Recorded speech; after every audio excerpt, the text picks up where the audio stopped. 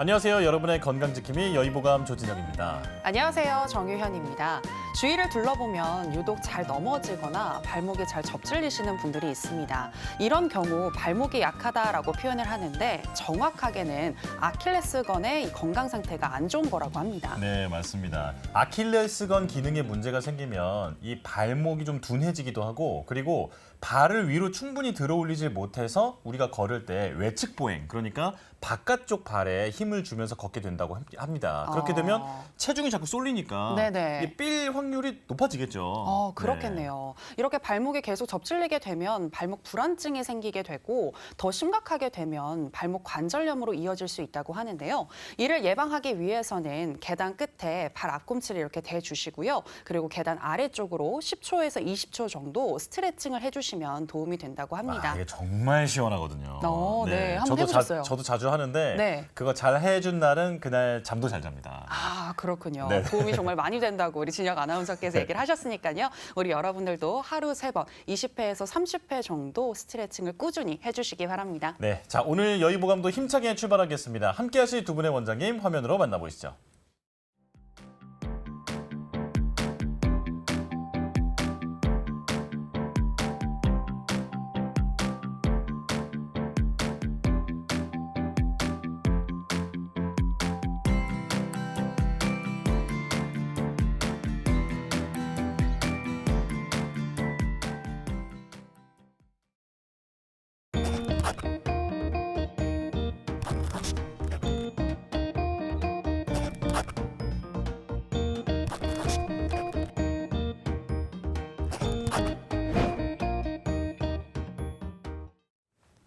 여의보감 오늘은 박소연 원장님, 최효재 원장님 두 분과 함께하겠습니다. 어서 오세요. 어서 오세요. 안녕하세요. 네, 나와주셔서 고맙습니다. 오늘 여의보감 오프닝에서 저희가 아킬레스건 이야기로 문을 열어봤는데요. 이렇게 발목을 계속 접질리게 되면 발목 불안증이 생기게 된다고 아까 제가 말씀을 드렸는데 발목 불안증, 발목이 불안하다? 사실 저는 좀 처음 들어보는 그런 병명이거든요. 궁금한데요. 이 박 원장님, 발목 불안증은 어떤 질환인가요? 사람이 이렇게 보행을 하면 반드시 가야 되잖아요. 뛰다 보면 이렇게 돼요. 이렇게 주로 외측 인대가 주로 뛰게 되는데 네네. 이렇게 되면 인대가 바깥쪽에 늘어나죠. 그러면 이렇게 아니라 이렇게 걷게 되죠. 그러면서 자꾸 삐걱삐걱해서 불안정한 상태가 되고 네. 이렇게 되다 보니까 관절이 과도하게 움직이게 되죠. 인대가 꽉 잡아주질 못하니까. 네네. 그래서 좀 심해지면 아까 뭐 발목 관절에도 좀 문제가 있을 수 있다. 그래서 발 모양이 이렇게 변형이 와요. 그러면서 이렇게 힘을 주고 걷게 되는 그거를 발목 불안정증이라고 얘기를 합니다. 그렇군요. 네. 그러니까 제대로 치료를 안 받거나 뭐 재활을 제대로 하지 않으면 이 불안하게 되는 그런 상황에 대해서 설명을 해주신 것 같은데요. 네. 자 그렇다면 이제 가장 궁금한 게 저는 발목 삐는 경우 너무 많잖아요. 그때 응급처치 어떻게 해야 되는지, 그러니까 냉찜질 해야 되는지, 온찜질 해야 되는지 많은 분들이 궁금해하실 것 맞아요. 같은데 네네. 이건 최 원장님께서 알려주시죠. 네, 이거 은근히 헷갈려 하시는 분들이 많으세요. 네. 근데 설명을 드리자면은 초기에 다쳐가지고 염증이 막 발현을 할 때는 그 염증이 더 커지지 않게 제어를 해주기 위해서 냉찜질을 합니다. 네. 그러다가 이제 시간이 어느 정도 흘러서 이제 염증이 더 커지진 않고 뭔가 회복을 유도할 때는 따뜻한 찜질을 해서 회복을 유도하는 거예요. 예를 들어서 우리 야구 선수들 투수가 6회까지 공을 던지고 나면은 이제 아이싱을 한단 말이에요. 맞아요. 네네. 그냥 많이 얼음주머니. 던져서 네. 아이싱을 해줘서 염증을 가라앉히기 위해서요. 그래서 이런 것처럼 이제 만약에 발목에 염자가 왔다, 그럼 저희가 대표적으로 교과서적으로 배우는 게 라이스 요법이라는 걸 배웁니다. 그래서 네. 이제 R은 레스트, 좀 쉬는 쉬어라. 거. 네. 그다음에 I는 아이싱, 찬 거 대주는 네. 거. 그다음에 C는 컴프레션, 해서 압박하고 압박. 고정해주는 거. 그다음에 네. E는 엘리베이션이라고 해서 약간 이렇게 들어주는 거. 그래야지 이제 부종이나 염증에 도움이 돼서 네. 이런 이제 응급처치가 좀 필요하다고 볼 수 있겠습니다. 네. 그렇군요. 원장님 전 궁금한 네. 게 근데 사실 뭐 유튜브나 이런 데 좀 찾아보고 그러면 뭐 3일은 냉찜질, 그 이후에 온찜질 뭐 이렇게 적혀 있는 경우도 있었는데 또 어떤 경우에는 반드시 날짜를 뭐 그렇게 중요하게 생각하기보다는 계속 부어 있거나 열감이 있으면 냉찜질을 좀 더 해도 된다 이러더라고요. 네네. 맞는 건가요? 후자가 맞는 것 같습니다. 사람마다 좀 차이가 있고 염증이 발현되는 정도의 차이가 있기 때문에 뭔가 쑤시고 막 뜨끈뜨끈하고 열감이 있는 게 이제 염증의 발현이기 때문에 발적이 네. 돼 있고 예. 그때는 이제 아이싱을 해주셔야 되고 그런 기간이 끝나면은 이제 온찜질이 낫겠죠. 네네, 네. 알겠습니다. 발목이 잘 접질리시는 분들에게 아주 좋은 팁이 되었을 것 같습니다. 자, 그럼 이제 여의보감 첫 번째 주제로 들어가 보도록 하겠습니다. 우리를 힘들게 하는 이 다양한 질환들 중에서 극과 극의 대비를 이루면서 일상생활의 불편함을 초래하는 그런 질환들이 있는데요. 그중에서 가장 대표적인 것이 바로 다한증과 그리고 건조증이 아닐까 싶습니다. 먼저 다한증에 대해서 알아보려고 하는데요. 제가 알기로는 이 다한증에 전신성 다한증과 그리고 국소성 다한증, 국소적 다한증 이렇게 두 가지로 구분이 된다고 알고 있는데 박 원장님 먼저 전신성 다한증에 대해서 설명 부탁드릴게요. 네, 전신성 다한증은 올여름에 너무 더워서 많은 분들이 땀 많이 흘리셨죠. 네. 네. 당연히 이 더우면 체온이 올라가면 체온을 식히기 위해서 땀이 나는 현상은 자연스러운 현상이에요. 그런데 그 자연스러운 현상을 넘어서 병리적으로 땀이 너무 많이 나는 경우를 다한증이라고 얘기를 하는데 이게 전신성 다한증은 원인을 좀 크게 나눠볼 수가 있어요. 그래서 그거를 한방에서는 자한, 도한 이렇게 나누거든요. 그래서 네. 자한이라고 하는 거는 허해서 낮에 주로 땀이 나는 경우예요. 그래서 이런 경우는 많이 이렇게 피곤했다거나 아니면 그러니까 큰 병을 앓고 난 다음에 사실 저 같은 경우는 코로나 백신 후유증으로 이 자한증이 왔었거든요. 예. 그래서 이거는 이제 그 땅구멍이 있잖아요. 땅구멍을 한방에서는 줄이라고 하는데 네. 기혈이 허해지면 이 땅구멍을 이렇게 수축시킬 힘이 없애 느슨하게 되면서 땀이 줄줄줄줄 나는 거죠. 네. 그래서 그런 경우에는 우리 여름에 더울 때 뭐 이렇게 삼계탕이나 환기 넣고 보양제 먹잖아요. 네, 똑같이 이렇게 기가 허하기 때문에 어떤 보기제, 뭐 쌍화탕이라든지 보중기탕 같은 인삼 환기가 들어있는 약으로 기를 보충을 해서 주리를 조금 힘있게 수축을 시켜주면 좀 해결이 되는 그 병을 자한증이라고 그러거든요. 네. 그다음에 도하는 도둑땀이에요. 도둑땀이라는 거는 도둑이 밤에 들어오잖아요. 네. 그래서 밤에 주로 나는 땀인데 이런 경우는 결핵 환자들이 주로 이제 한방에서는 폐음이 허해서 결핵이 걸리고 약간 폐기관지가 문제가 생기는데 이런 경우는 밤에 땀이 나는 경향이 있어요. 그래서 벽에가 흠뻑 젖을 정도로 도한증이 있는 경우는 결핵 환자들이 좀 의심해 볼 수 있거든요. 이럴 때는 너무 몸에 진액, 음이 허해서 그 허열이 뜨면서 이게 땀이 나는 거기 때문에 이럴 때는 물을 보충을 해주는 어떤 보음제와 화를 꺼주는 그런 청열제를 같이 써서 자음 강화요법으로 써서 해결을 해야 되고 뭐 양방적으로는 이런 전신 뭐 이렇게 땀이 많은 다한증은 조금 전에 말한 결핵이라든지 아니면 갑상선 기능 항진증, 네네. 그다음에 당뇨, 그다음에 우려성 심장 질환인 경우에 이렇게 전신적으로 좀 다한증이 일어날 수 있습니다. 예. 네. 원장님 그런데 그러면 우리가 일반적으로 말하는 그 식은땀 같은 거는 네네. 내가 더워서 나는 땀은 아니잖아요. 네, 그럼 맞습니다. 식은땀이라는 거는 어떤 건가요? 식은땀이 도한이에요. 아. 네네. 그러니까 이게 찐땀이라 그러죠. 네네. 그래서 그 정상적인 땀은 체온을 조절하기 위해서 자연스럽게 흐르는 땀. 그럴 때는 땀을 흘려주고 그만큼 흘린 만큼 수분을 보충을 해주면 되는데 이거는 찐기가 계속 줄줄줄줄 새는 거예요. 진이 빠진다 진이 이런 빠져요. 거예요? 그래서 예. 한약에서는 진액이라는 개념이 있어요. 진액은 그냥 땀이 아니라 그 모든 몸 안에 들어있는 체액, 호르몬을 포함하고 피, 네. 혈액, 그다음에 골수 다 포함한 그 개념이 진액이거든요. 그래서 찐이 빠지면 어떻게 될까요? 몸에서 가장 필요한 어떤 그런 음성 물질이 다 빠지니까 네. 물 불의 균형이 깨지면서 물은 줄어들고 네. 화가 막 왕성하면서 그러면서 또 땀이 나는 거예요. 그래서 그렇군요. 진땀이 바로 그런 땀입니다. 네네. 네네. 우리가 흔히 식은땀이라고 얘기를 많이 하는데 이게 한의학적으로는 어떤 땀을 의미하는지까지도 좀 원장님께 자세히 설명을 들어봤습니다. 자, 그리고 먼저 전신성 다한증에 대해서 여쭤봤는데 이제 국소적 다한증, 그러니까 몸의 어느 부위에서만 땀이 많이 나는 건데 어떤 종류가 있는지 설명해 주실까요?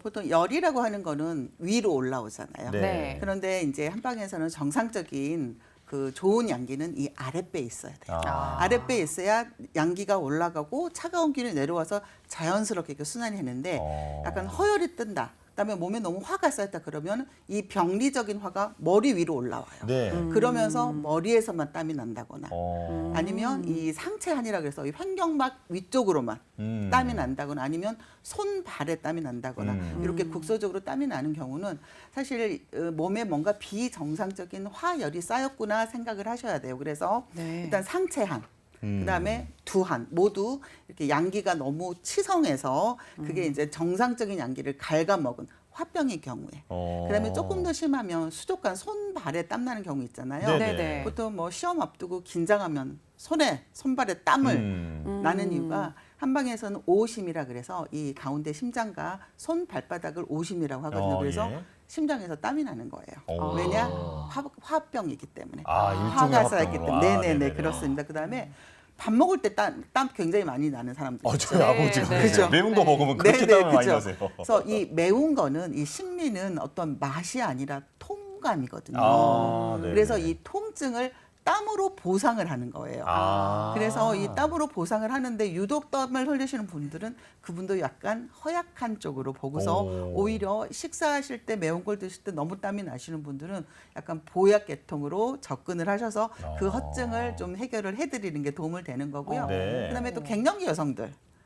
갑자기 땀이 훅 났다가 갑자기 식었다가 한다고 얘기 말씀하시죠? 네. 그거는 여성 호르몬 때문에 이 교감 부교감 신경의 밸런스가 깨지면서 이 말초 신경, 말초 혈관이 과도하게 수축을 하면서 이렇게 땀이 나는 네. 경우예요. 그래서 그런 경우는 어떤 갱년기 치료를 조금 해줘야지 그 땀이 해결이 되고 또 아이러니하게도 무한증이라는 것도 땀이 그죠. 그거 안 나는 무한증인데 거예요? 땀이 안 나는 건데 네네. 그것도 비정상적인 국소적인 땀이에요. 왜냐하면 아까 체온이 올라가면 땀이 나면서 체온 조절해야 되는데 네. 열이 안에 꽉 뭉쳐 있는 거예요. 꽉 뭉쳐 음. 있어 순환이 안 되니까 땀이 안 나는 거예요. 그 경우는 어떻게 해야 되나요? 열을 쳐서 순환까지 시켜서 땀을 내야 해결이 돼서 무한증 같은 경우는 속에서는 열불이 나요. 왠지 화병 걸린 분들이 좀 그럴 것 맞습니다. 같아요. 예, 예. 그래서 이 땀은 문제는 거의 화병. 그다음에 화병이 화로 끝난 건지 아니면 그게 몸에 음에까지 말렸는지에 따라서 약간 그 동반 증상이 조금 달라지게 되죠. 그렇군요. 네. 네네. 정말 다양한 부위에 또 여러 가지 이유로 이 다한증이 생기게 되는 것 같습니다. 그런데 저는 이야기 들으면서 막 궁금한 게 최 원장님 왜 그 보면은 더울 때 다른 사람보다도 유난히 좀 땀을 많이 흘리시는 그런 분들이 있잖아요. 네네. 이런 경우도 다한증이라고 봐야 하는 건지 궁금한데 어떤가요? 이제 꼭 다한증은 아니고요. 네. 유난히 체열이 많으신 분들이 있어요. 시원한 찬물 좋아하고 에어컨 바람 좋아하고 좀 더우면 땀 많이 흘리시고 이제 땀이라는 게 결국은 두 가지 목적이 있는데 하나는 노폐물을 배출을 하고 네. 두 번째는 이제 체온을 조절을 한단 말이에요. 그래서 이제 체열이 높으신 분들은 좀 땀이 날 수가 있습니다. 그런 건 이제 정상적인 범위 내로 보는데 일상적으로 생활을 하다가 갑자기 몸이 바뀐 경우가 있습니다. 아까 말씀하셨듯이 이제 갱년기가 와서 안 그랬었는데 갑자기 확 땀이 난다든가 네. 아니면 원래 안 그랬었는데 갑자기 이제 냉면을 먹었는데도 땀이 나고 오, 매운 그래요? 걸 생각만 해도 땀이 나시는 분들이 있어요. 네. 그런 것들은 뭔가 이제 병적으로 다한증의 범주에서 치료를 해야 될 질환이겠죠. 네네. 네네. 일반적으로 남들 다 더울 때 나도 덥고 내가 땀을 좀 많이 흘린다 이걸 가지고 뭐 무조건 다한증이라고 볼 수는 없다. 네, 네. 이렇게 이해하시면 될 것 같은데요.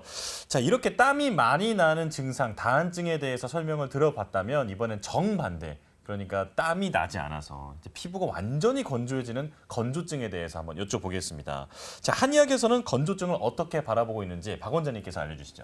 네, 건조증은 제가 아까 설명드린 진액이라고 하는 부분. 네. 진액은 땀을 포함해서 몸 안에 책 모두를 포함을 합니다.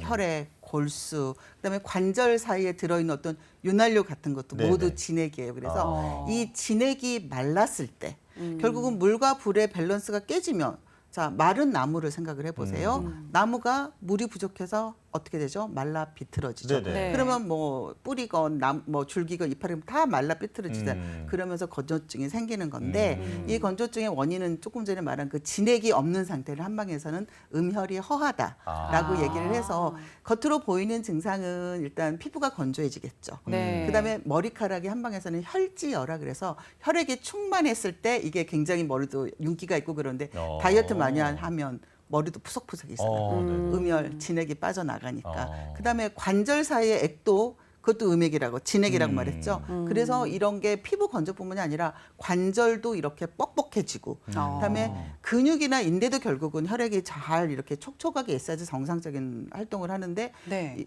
근육이나 이런 것도 마르면서 쥐가 나게 되죠. 아. 그래서 이제 음혈이 허했을 때 이거는 뭐 병을 많이 뭐 실혈, 그러니까는 뭐 출혈 질환을 앓았거나 아니면 뭐 생리가 너무 과도하다거나 하면 출산 후에 이런 경우가 있을 수 있고요. 네. 그다음에 또 하나는 아까 이 물을 말리는 근본 질환이 화로부터 오는 경우에는 물만 보충하는 거 외에도 화를 쳐주는 아.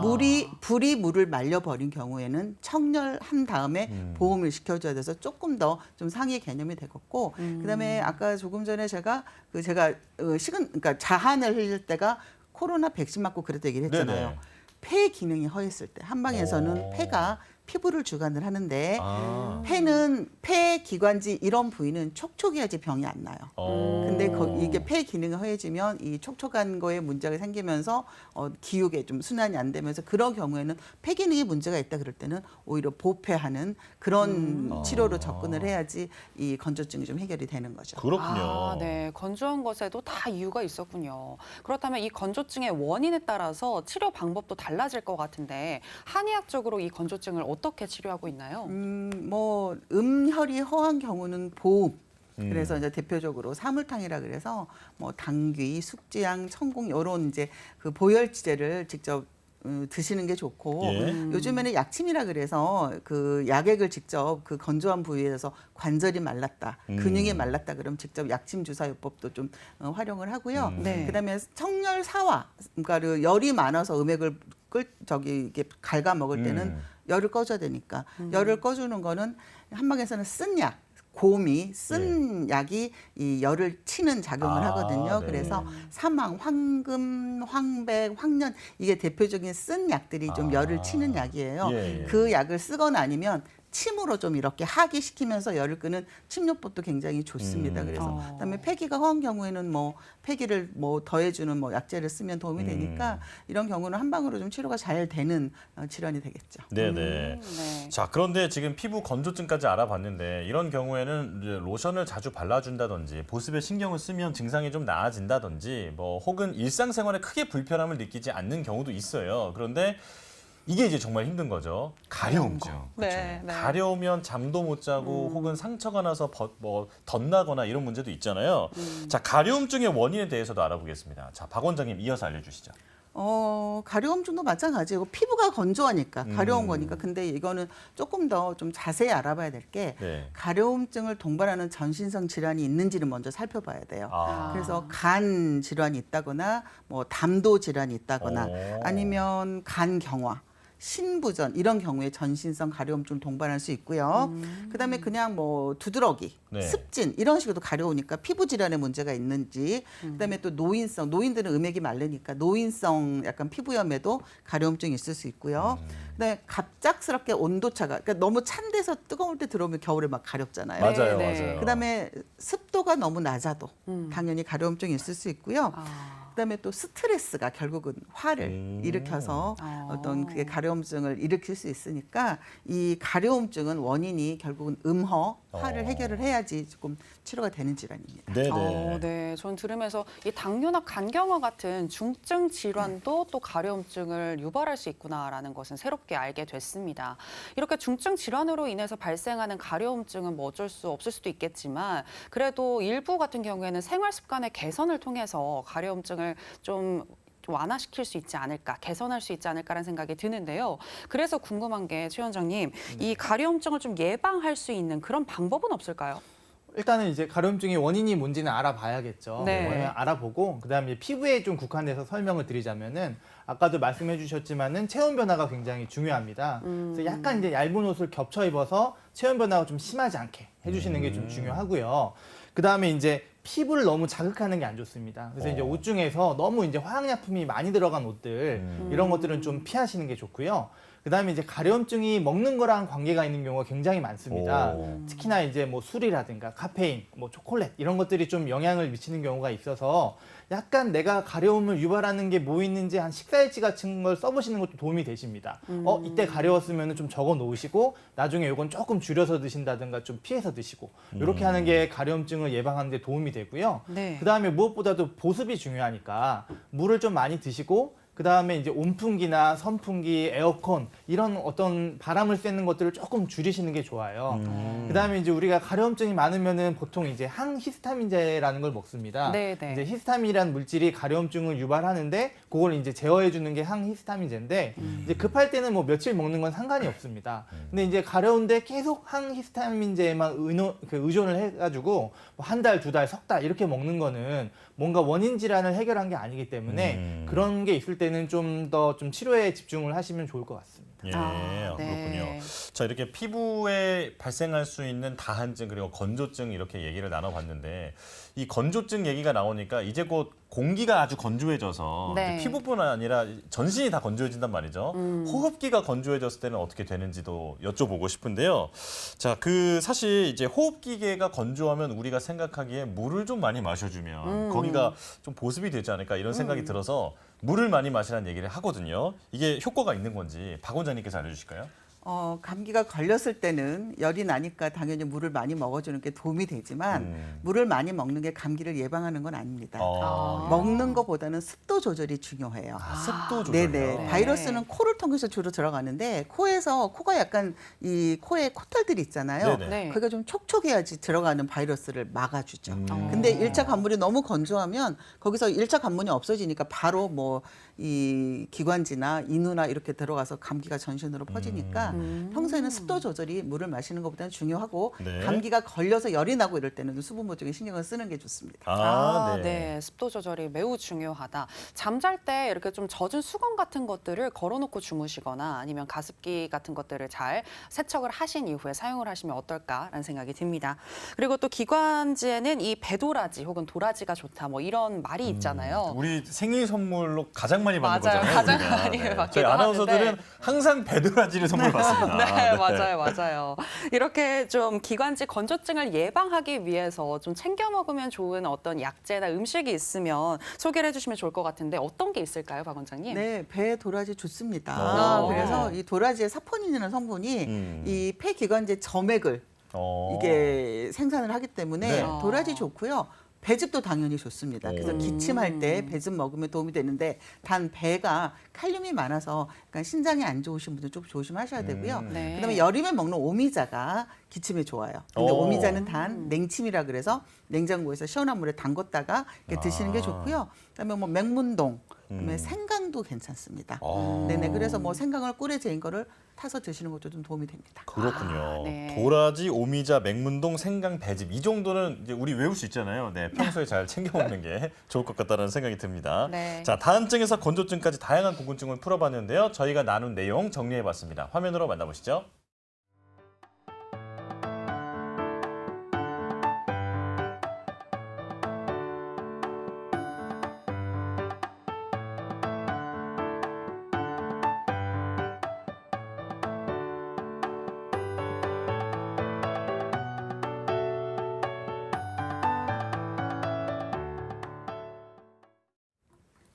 자, 이제 여의보감 두 번째 주제로 넘어왔습니다. 두 번째 주제는 안면마비인데요. 우리가 어렸을 때 봤던 허준이라는 드라마를 보면 네. 이제 갑자기 환자들의 얼굴이 한쪽이 이렇게 흘러내리듯이 마비가 되는 구안와사라는 이름 많이 나왔거든요. 네. 이제 아마 기억하시는 분들이 많을 것 같은데 그 구안와사도 안면마비의 일종이라고 합니다. 자, 오늘은 안면마비에 대해서 아주 자세히 알아보겠습니다. 자, 최 원장님께서 먼저 이게 어떤 질환인지부터 설명해 주시죠. 네, 이제 우리 몸에는 안면 쪽으로 하는 신경이 있습니다. 네. 그중에 이제 7번 뇌신경인 안면신경이 있는데요. 이 안면신경이 안면 근육을 지배를 하고요.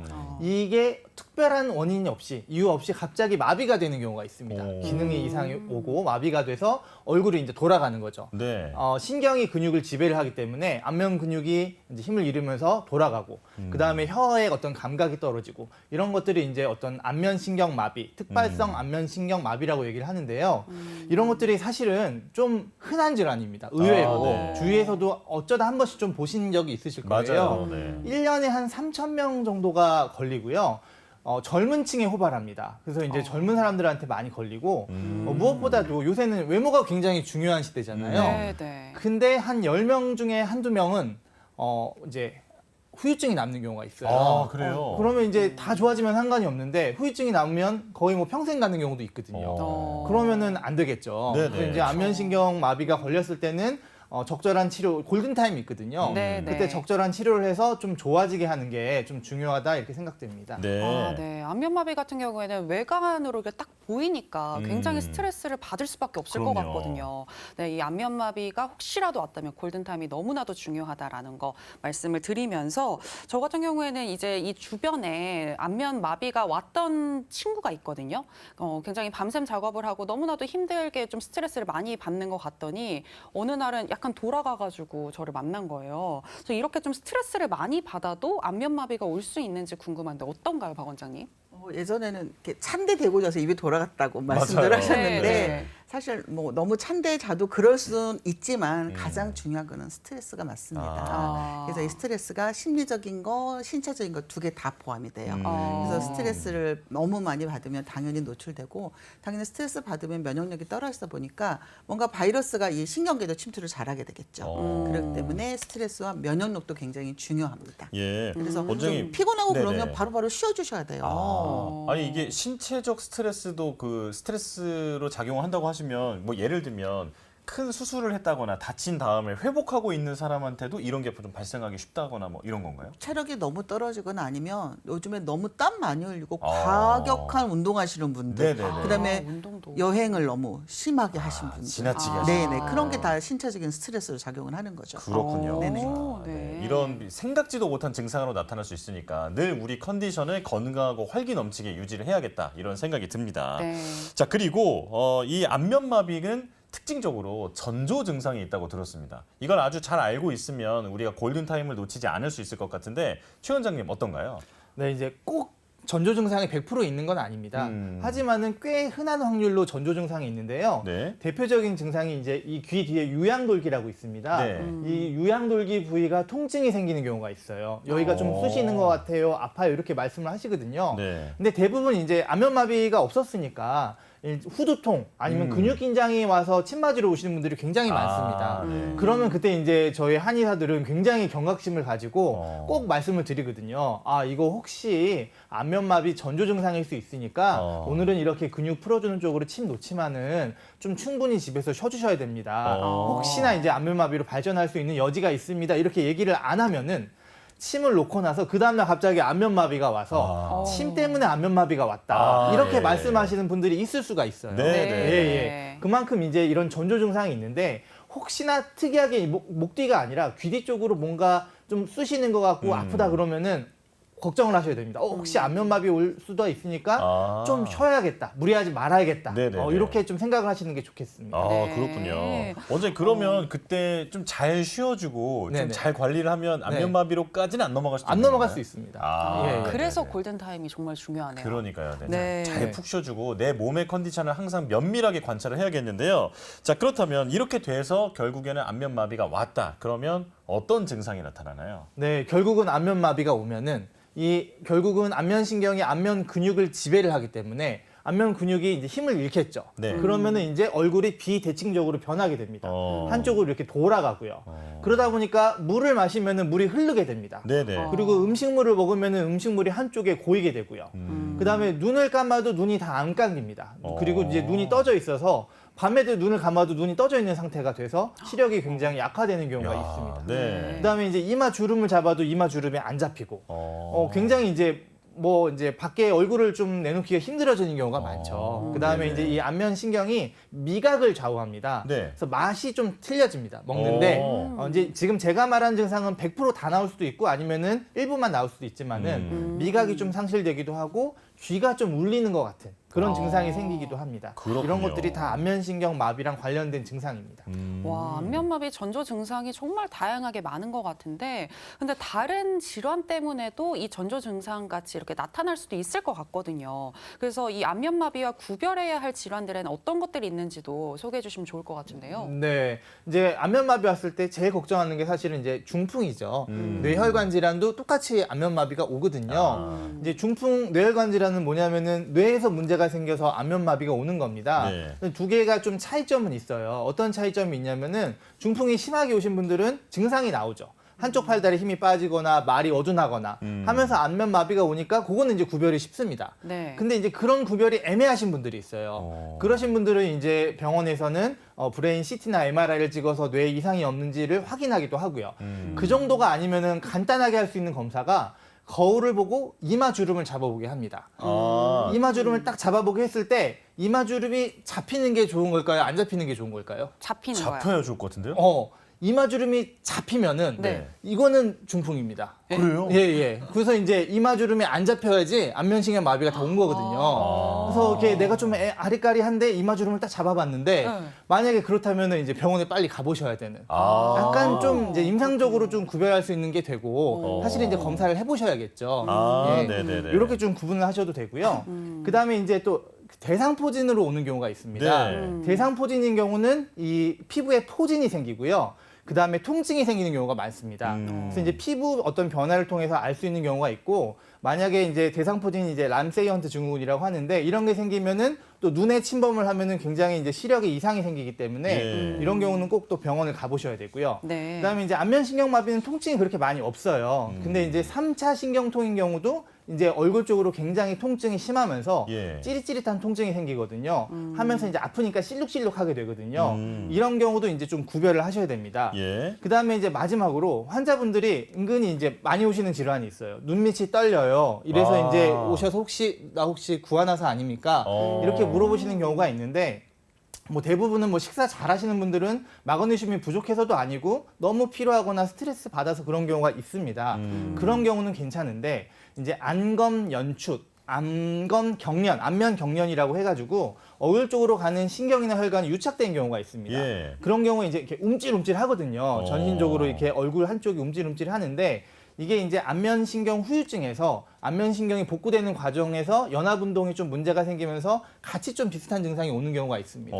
그런 경우는 좀 구별을 해야 될 필요가 있습니다. 네. 네네. 중추성 안면마비의 람세이언트 증후군, 그러니까 대상포진이 얼굴 쪽에 왔을 때 나타날 수 있는 질병, 안검경련 그리고 3차 신경통까지 헷갈릴 수 있는 질환에 대해서 말씀을 드렸는데 지금 설명해 주신 내용을 잘 기억해 뒀다가 이제 내 원인에 대해서 좀 내가 먼저 파악을 하고 이제 의료기관에 찾아가는 게 좋겠다라는 생각이 드는데요.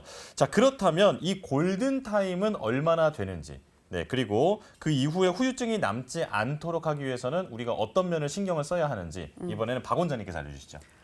골든 타임이 딱 정확히 며칠이라고 정해지진 않았습니다. 네. 그런데 이제 중요한 거는 초기 일주일이라고 보통은 얘기를 해요. 예. 그래서 지금 조금 전에 중추성, 말초성 구별하는 거 굉장히 중요하고요. 그다음에 이게 바이러스가 신경에 침입을 한 경우에는 그 골든 타임 일주일 이내에 스테로이드 제제나 항바이러스 제제를 반드시 좀 투여를 하셔야 됩니다. 네. 그럴 때 그거를 그냥 환자나 어떤 그러니까 임의로 판단하지 마시고 이 스테로이드나 항바이러스제가 필요한지는 반드시 의료인하고 상의를 하셔야 되고요. 네. 근데 보통 이제 구안화사가 온 경우에 입원을 시키는 경우가 있어요. 입원을 시키는 경우는 입원 자체에 뭘 시키냐면 가장 중요한 게 심신의 안정이거든요. 그래서 이렇게 입원을 시켜서 그냥 외부로부터 단절돼서 쉬어라. 라는 개념이기 때문에 꼭 입원이 필요하진 않지만 그만큼 심신의 안정이 굉장히 중요해요. 왜냐면 아까 스트레스 때문에 구안화사가 오는 경우도 많기 때문에. 그다음에 또 하나 이 증상 중에 하나가 눈이 잘 안 감기거든요. 네. 그럴 때 눈을 거의 뜨고 자요. 그러다 보면 눈을 뜨고 자면 굉장히 수면의 질이 떨어지면 당연히 더 피곤해지니까 항상 수면하실 때 이 눈을 가리는 뭐 안대를 하신다든지 그다음에 이 안구건조증 너무 그것 때문에 또 스트레스를 그렇겠네요. 받았으니까 네. 눈 관리 잘 하시는 게 중요합니다. 그래서 일단 초반에 많이 쉬시고 적절한 어떤 뭐 주사도 맞으시고 약물도 드시고 그다음에 침 치료도 빨리 하면 훨씬 이 빠른 회복에 도움이 되거든요. 그래서 네네네. 일단 초반에도 이 병행을 하시는 게 제일 좋아요. 그냥 한방과 약물. 되도록 빨리. 네네. 네, 되도록 빨리. 뭐 침은 찾아가야 처음부터 바로 맞으셔도 돼요. 네네네. 그렇군요. 네. 네네네. 그러니까 초반에 잡아야 되니까 이때는 정말 몸을 더 알뜰하게 좀 살뜰하게 좀 살펴줘야 될 것 같습니다. 그리고 이 안면마비는 완치가 가능한 병이지만 후유증이 또 남을 수 있다고 알고 있거든요. 이 안면마비 치료 예후는 어떻고 또 이 어떤 후유증이 남을 수 있는지에 대해서 최 원장님께서 설명해 주실까요? 네, 이제 환자분들한테 그대로 설명하는 바를 말씀드리자면은 안면마비가 발생을 하면은 보통 3일에서 일주일간은 더 심해지는 경우가 많습니다. 치료를 해도 점점점 심해지거든요. 어떤 일이 신경마비가 좀 진행되는 상황이라서 그렇습니다. 그 다음에 이제 한 달 안에 좋아지시는 분들이 있고 보통 6에서 9주 안에 좋아지시는 분들이 있고 일반적으로는 6개월 정도 안에는 한 80%가 좋아지세요. 예. 근데 나머지 10%, 20%는 후유증을 가지고 가는 경우가 꽤 많습니다. 특히 뭐 고령이라던가 아니면 적절한 치료를 못 받았다던가 회복력이 떨어질 때는 그렇게 후유증이 남는 경우가 있기 때문에 후유증이 남는 경우는 사실 이제 뭐 근전도 검사나 이런 걸 해서 얼마나 이제 좀 다시 회복할 수 있는지 이런 검사를 하기도 하는데 이런 것들을 좀 참고하셨으면 좋겠습니다. 예, 생각보다는 네네. 긴 호흡으로 네, 치료를 받아야 하고 또 10에서 20%가 후유증이 남는다고 하니까 항상 관리를 잘하고 또 예방도 신경을 써야 할 것 같은데요. 자, 그렇다면 내가 안면마비가 이제는 거의 다 나았다 이런 것을 좀 스스로 파악할 수 있는 그런 호전도 검사는 어떻게 하는지 이어서 설명해 주실까요? 네, 이제 안면마비가 실제로 걸리면은 거울을 보는 게 한 10배는 늘어납니다. 환자분들이 궁금하잖아요. 그렇죠. 내가 이게 지금 점점 안 좋아지고 있는데 네. 그래서 항상 이제 보시면서 나았는지 안 나았는지를 이제 확인을 하는 방법이 있는데 저희 이제 의료진들도 이제 차트에 다 적는 방법이 있습니다. 네. 그래서 이제 그 방법을 말씀을 드리자면은 첫 번째는 이제 티스 카운트라고 해서 이빨 개수를 세는 거예요. 이렇게 이 했을 때 지금은 윗니 아랫니가 다 잘 보이는데 이제 안면마비가 오면은 한쪽은 아예 안 보이거든요. 아, 그러면 치료를 하다 보면은 윗니가 2개, 3개, 4개 보이고 아랫니도 보이게 되고 그러면 점점 좋아지고 있습니다. 이렇게 파악을 하고요. 네. 그다음에 입에 바람을 불어보세요 하면은 지금은 다 이렇게 볼 빵빵하게 불 수 있잖아요. 네, 네. 근데 안면마비가 있으면 바람이 다 셉니다. 그럼 이제 그런 것들도 나중에 좋아지면 불 수 있고 그다음에 원래 휘파람을 부실 수 있으신 분들은 원래 안 되다가 이제 다시 불 수 있게 되고요. 그다음에 우 이렇게 했을 때 인중이 이제 비틀어지는 경우가 굉장히 많습니다. 근데 이제 인중이 다시 돌아온다거나 아니면 눈을 꼭 감아보세요 했을 때 눈이 안 감기다가 다시 감기거나 아니면 이마 주름을 잡아보세요 했을 때 한쪽은 4개가 잡히는데 한쪽은 한두 개만 잡히다가 점점 좋아지면서 다 잡힌다거나 이렇게 해서 이제 어떤 호전도를 좀 파악하게 됩니다. 네네. 네. 치료가 잘 되고 있는지 이렇게 스스로 좀 호전도 측정을 통해서 알아보시는 것도 좋을 것 같고요. 그리고 저희가 앞서서 이 허준 이야기를 하면서 구안화사 치료를 허준이 했다 뭐 이런 얘기를 했잖아요. 그때 드라마에서 뭐 한약 치료도 하지만 또 침 치료를 통해서 구안화사를 치료하는 모습이 담겼었거든요. 그래서 이 실제로 안면마비에는 어떤 한의학적 치료가 행해지는지도 궁금한데 이에 대해서 설명해 주시죠. 네, 이게 나중에 고서를 살펴보면은 안면마비에 놓는 침자리들이 다 안면신경이 가는 자리들하고 관련이 많습니다. 그리고 이제 처음에 양약 중에 스테로이드제나 항바이러스제를 쓰는 이유도 안면신경에 가는 어떤 염증이나 부종을 좀 줄이기 위해서 쓰는 거거든요. 그래서 이제 침치료도 마찬가지입니다. 안면신경이 가는 부위를 잘 찾아서 안면 근육을 지배하는 부위를 잘 찾아서 그 부위에 일단 기본적으로 침을 놓게 되고요. 염증이 심하면은 그 염증을 없애기 위해서 이제 벌침이나 약침을 놓게 되고요. 네. 조금 시간이 지나서 뭔가 좀 신경이 달라붙는 것 같고 유착이 되는 것 같으면은 그 부위를 소통시켜주는 이제 도침이란 걸 하게 되고요. 그 다음에 뭔가 이제 좀 완성이 되면은 그 부위를 좀 다시 지속적으로 자극하기 위해서 매선이란 치료를 하게 됩니다. 네.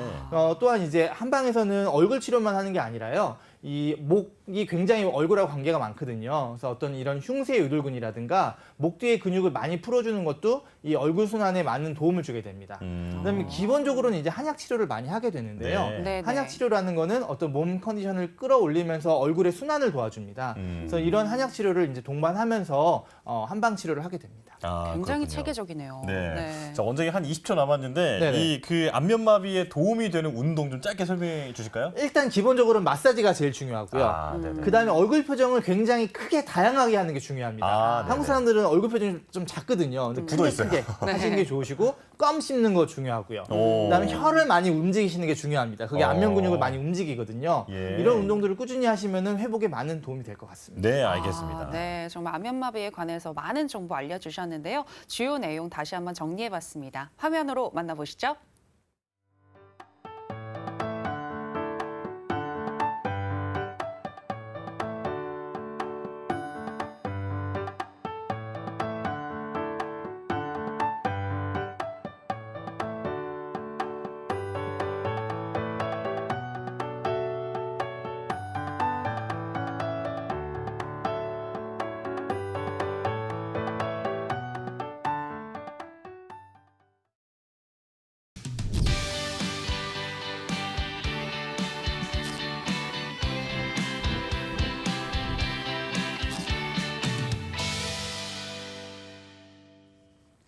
한의학에 대한 궁금증을 시원하게 풀어드리는 코너 무엇이든 물어보감입니다. 자, 우리가 우리의 몸의 컨디션을 확인할 수 있는 여러 가지 방법이 있지만 하루에 몇 번 정도 눈으로 직접 이렇게 확인할 수 있는 게 있거든요. 눈으로? 자, 주제가 뭔지 화면으로 만나보시죠.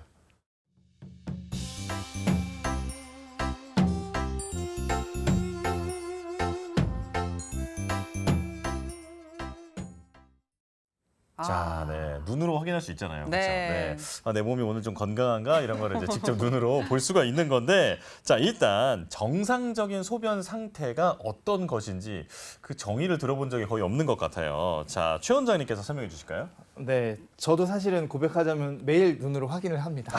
네. 왜냐면 제 건강이 중요하기 때문에요. 헤어져야죠. 그럼요. 네. 그리고 이게 참 유용했던 게 아기가 어렸을 때 네. 말을 잘 못하잖아요. 네. 근데 몸 상태가 어떤지 되게 궁금했을 때 이제 기저귀를 통해서 본다든가 아니면 좀 쉬를 할 수 있으면 그때 이제 색깔을 보고 아 얘가 좀 탈수가 왔네 뭐 이런 걸 좀 볼 수가 있거든요. 예, 예. 그래서 이제 그런 정상적인 소변 색깔을 알고 있으면 참 도움이 되는데요. 일반적으로 얘기하기로는 이제 연한 노란색 이렇게 얘기를 하는데 제일 직관적으로 알 수 있게 설명을 드리자면은 네. 맥주 있지 않습니까? 네네. 흑맥주 말고 그냥 맥주. 맥주를 1대1로 물로 섞었을 때 그 정도의 어떤 연한 상태. 그게 딱 정상 색깔이라고 보시면 되고. 이거 약간 좀 술 네. 좋아하시는 분들은 바로 이해하실 것 같아요. 거기서 좀 진하다 그러면 아 내가 좀 탈수가 왔나 이렇게 생각하시면 되겠습니다. 아, 그렇군요. 네. 그런데 여기서 거품도 혹시 어느 네. 정도 있어야 돼요? 거품이 아예 없어야 되나요? 아니면 조금 아니요, 있어도 되나요? 거품 조금 있어도 됩니다. 아. 근데 거품이 뭐 한두 번 있으면은 상관없는데 과하게 계속 많이 있다. 그러면 뭔가 단백뇨가 있지 않을까? 이런 좀 의심을 해볼 필요가 있거든요.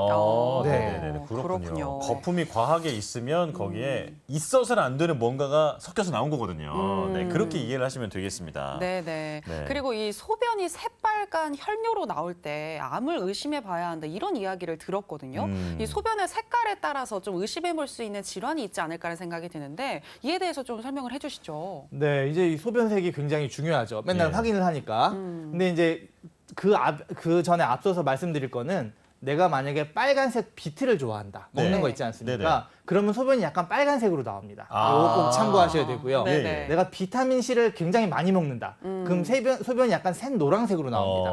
요거 좀 참고하시고 네. 혹시나 내가 결핵이 걸려서 결핵약을 먹고 있다. 그럼 또 빨갛게 나옵니다. 아. 요거는 좀 참고하시고요. 네. 그 외에 소변이 빨가면 문제가 있는 거죠. 대표적으로 소변이 빨가면서 통증이 있으면 혹시나 결석이 아닐까 이렇게 의심을 하셔야 되고요. 아무런 통증이 없는데 소변이 빨갛다 그러면 좀 안 좋은 거예요, 사실. 뭐 암이나 이런 것들 때문에 소변색이 빨개지는 경우가 있기 때문에 그런 경우는 이제 꼭 병원 가보셔야 되고요. 그렇군요. 그다음에 이제 소변이 콜라색인 경우가 있습니다. 아, 예. 예, 그 굉장히 또 안 좋은 겁니다. 네. 그래서 이제 간에 문제가 있다거나 이랬을 때 이제 소변이 좀 콜라색이 생기는데 그것뿐만 아니라 요새는 운동하시는 분들이 굉장히 많잖아요. 네. 네. 운동을 너무 과하다 보면은 근육 안에 있는 미오글로빈이라는 성분이 녹아내리면서 소변으로 나옵니다. 그럼 근육이 뭐 녹는다 이런 예, 거예요? 맞습니다. 아, 그게 이제 예. 횡문근 융해증이라고 얘기를 아, 하는데 예. 네. 그런 게 있으면은 그 응급질환이거든요. 아. 예, 그래서 이제 소변이 콜라색이다. 하여튼 맥주 색깔이 아니다. 그러면 일단 병원에 가보시는 게 필요하다고 볼 수 있겠습니다. 네. 저 하나만 더 여쭤볼게요. 네. 항생제를 여러 가지 이유로 요즘 좀 복용하시는 분들이 많은 것 같은데 네. 항생제를 먹게 되면 소변 색깔이 변할 수도 있나요? 변할 수가 있죠. 왜냐하면 이제 항생제 자체가 색깔을 변하게 하진 않고요. 네. 염증이 막 심하면은 색이 이제 샛노란색이라든가 탈수가 깊은 색이 나오는데 항생제를 먹다 보면은 좀 좋아질 수가 있죠. 아, 그렇군요. 네네. 자, 만약에 내가 소변을 봤는데 소변 색깔이 평소와 다르다. 심지어 빨간색이라든지 검은색이라든지 이러면 정말 깜짝 놀랄 것 같습니다. 맞아요. 네. 이제 바로 진료를 받아봐야 할 것 같고요. 자, 그리고 또 이제 소변의 특징 중에 하나가 냄새가 난다는 건데 이제 유난히 냄새가 좀 심하다거나 네네. 혹은 좀 뭔가 냄새가 좀 달콤한 냄새가 나는데 이런 경우도 있다고 하거든요. 자, 이런 경우는 뭐 몸이 어떤 상태인 건지 박 원장님께서 알려주시죠. 이제 소변 냄새가 너무 이렇게 물을 많이 먹어서 묽은 경우에는 사실 소변에서 냄새가 좀 안 나요. 아, 네네. 그런데 반대로 몸에 물이 뭐 다이어트를 심하게 했다거나 물을 너무 안 먹었다거나 땀을 너무 많이 흘린 살수 상태에서는 그 찌르는 듯한 암모니아 냄새가 나요. 네네. 그래서 약간 본인이 이 암모니아 냄새를 난다 그러면 탈수가 의심되기 때문에 물 많이 드셔야 되고요. 네. 달콤하다. 네. 어떤 게 달콤할까요? 소변으로 당이 빠져나갈 때. 네. 맞습니다. 그래서 당뇨인 경우에는 소변에서 이 냄새가 약간 달콤하다고 말씀들 하시죠. 그렇군요. 근데 제가 단 걸 굉장히 좋아하는데 네. 가끔씩 제가 그런 단 냄새가 좀 나는 걸 느낀 적이 있거든요. 네. 근데 그게 매일은 아니고 가끔인데 단 거를 먹어서 그렇게 가끔 날 수도 있나요? 조심하셔야죠. 아. 아까 뭐 비타민 C를 먹거나 뭔가 음식에 따라서 색깔도 변하는데 당연히 냄새도 바뀝니다. 결국은 당뇨가 그게 조절이 안 돼서 소변으로 당이 빠져나가는 거잖아요. 네네. 그러니까는 본인이 이 소화해낼 수 이상의 당을 먹으면 당연히 소변으로 빠져나올 수 있으니까 네. 자제하셔야 됩니다. 자세해야겠네요. 네. 좀 진료받으신 줄 알았어요. 네. 자, 그러면 이번엔 다음 질문입니다. 자, 소변량이 적을 때는 내 신장이 고장난 거다 이런 얘기도 많이 들어본 것 같은데 어떤가요, 최 원장님? 일단은 우리 몸의 신장에 대해서 좀 이해를 하셔야 돼요. 네. 우리 몸의 신장은 정수기 같은 겁니다. 어. 엄청나게 많은 하루에 1,700리터, 1,700리터의 혈액이 신장을 가거든요. 예. 네. 그걸 다 걸러주는 역할을 하는 게 신장입니다. 그중에 이제 필터 역할을 하는 게 사구체거든요. 네. 그래서 이제 몸에 필요한 건 다 걸러주고 그다음에 물 나오는 것 중에서 세뇨관에서 다시 재흡수를 해가지고 하루에 나오는 이제 소변이 생성되는 게 1에서 2리터 정도 됩니다. 네. 1.5리터 페트병보다 조금 많죠. 그 정도가 되고 우리 몸에 이제 방광의 용적이 한 400에서 500ml 정도 됩니다. 근데 이제 꽉 차서 소변을 보진 않고요. 보통 한 300 정도 됐을 때 소변을 보기 때문에 보통 6에서 8회 정도 소변을 보는 게 이제 정상이라고 지금 보고 있습니다. 네네. 근데 이제 신장 쪽으로 피가 많이 가야 되는데 그렇지 않을 때 이제 소변이 문제가 생기거든요. 그래서 이제 심장의 기능이 떨어져서 신장 쪽으로 피가 많이 가지 않을 때 소변량이 적을 수가 있고요. 그다음에 실제로 피가 모자랄 때 빈혈이라든가 저혈압이라든가 어떤 쇼크가 있을 때도 신장 쪽으로 피가 안 갑니다. 그러면은 그때도 이제 소변이 나올 일이 없겠죠. 예. 그다음에 마지막으로 정수기가 탈이 났을 때 아. 신장 자체가 어떤 급성 신부전이라든가 이런 것들 때문에 소변 자체가 생성이 되지 않을 때 이건 진짜 응급이죠. 그런 경우도 이제 어떤 소변량이 굉장히 적을 수 있다. 이렇게 보시면 될 것 같습니다. 그렇군요. 뭔가 소변 상태에 문제가 생겼다라고 하면 일단은 의료기관에 가서 좀 정확하게 검사를 받아보시는 게 좋을 것 같습니다. 그리고 이 소변을 볼 때 통증이 느껴진다 이렇게 얘기하시는 분들이 있는 것 같더라고요.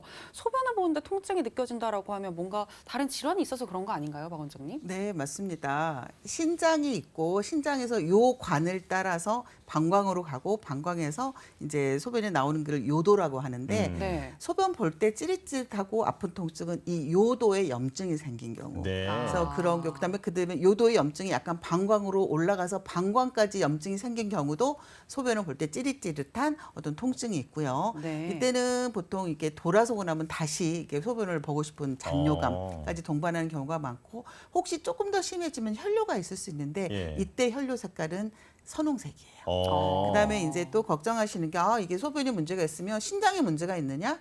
신장에 문제가 있는 경우는 소변 볼 때보다는 이 허리가 좀 묵직한 통증이 있고 뭐 전신 고열이 있다거나 이런 증상 동반되고요. 그다음에 요관에 결석이 있을 때도 소변에 그러니까 그 통증이 있는데 그때는 굉장히 심한 통증이 있습니다. 네, 알겠습니다. 그렇군요. 네, 여기까지 소변의 비밀에 대해서 알아봤습니다. 저희 여의보감 너튜브 채널 커뮤니티에 들어가시면 여러분들의 건강 고민을 댓글로 남겨주실 수가 있는데요. 저희가 이렇게 대신해서 질문을 드리고 궁금증을 풀어드리고 있으니까 많은 참여 부탁드립니다. 네, 자 여의보감 여기서 마치겠습니다. 저희는 내일 시간 돌아오겠습니다. 함께해 주신 여러분 고맙습니다.